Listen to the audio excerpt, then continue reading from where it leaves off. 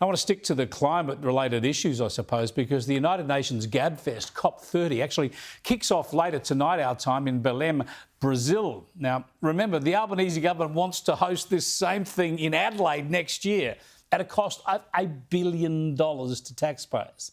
Anyway, in Brazil, there'll be plenty of the usual hypocrisy, delegates flying in on private jets, of course, and scoffing meat at the restaurants while they tell the rest of us to go vegetarian. But cop this, the Brazilian government has chopped down thousands of hectares of the Amazon to make way for a highway to ease COP30 traffic in Belém. Unbelievable stuff.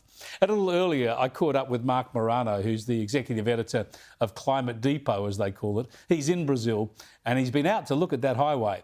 I asked him to tell us what it tells us about the whole COP meeting process.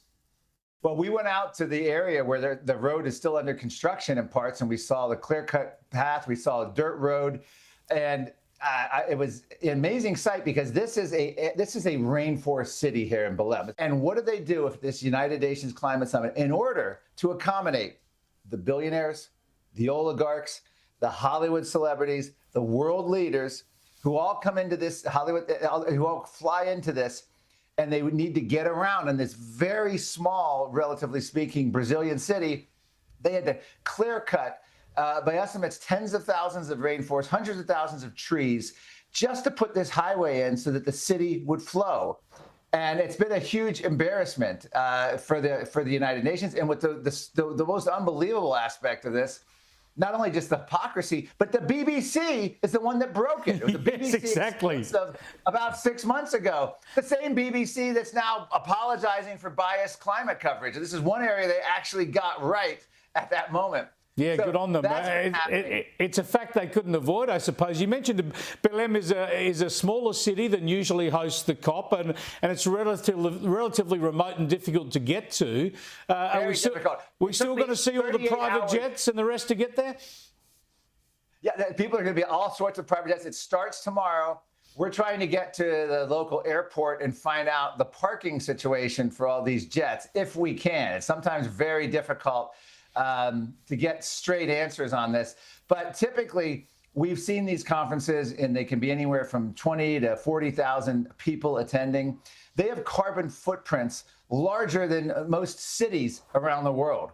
In fact, they'll use more electricity during the next 2 weeks of the summit than most African nations do in a year. But at this summit, for the first time ever, there's not enough hotels, there's not enough rental housing. So they're bringing in massive cruise ships to dock along the rivers in the city here in order to house all of the delegates and activists that are coming from all over the world. Now, the first thing you need to know about a cruise ship is, according to all the evidence, when you look at the fraudulent concept of carbon footprints, but let's play along with it. A cruise ship, your average size cruise ship, actually has a higher carbon footprint than flying to a destination and getting a hotel combined.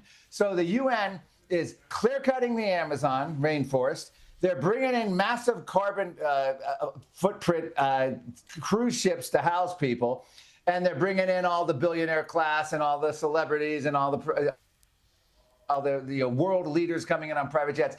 It is, in other words, a typical United Nations party. Yeah, look, it's just so hypocritical, and especially because, of course, the UN just goes with alarmism and moral panic the whole time. Let's have a look at the latest from the Secretary-General, Antonio Guterres. Every fraction of a degree means more hunger, displacement and loss, especially for those least responsible. This is moral failure and deadly negligence.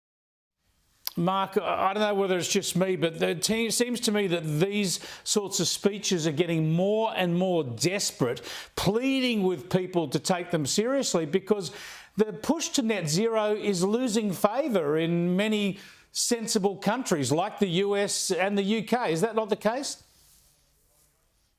It absolutely is. The United Nations has been promoting this idea that they can control the weather, control the bad weather effects since 1992, when we got into this whole mess under the Rio Earth Summit Treaty, when all the nations signed it. Well, if you look at every UN climate summit, the decades we've had, that's been, 33 years ago, Carbon dioxide has continued to go up in the climate. They've had no impact. So this year, they're trying to spin a new impact. Well, we may not have actually slowed carbon dioxide, but we've stopped the worst effects of global warming.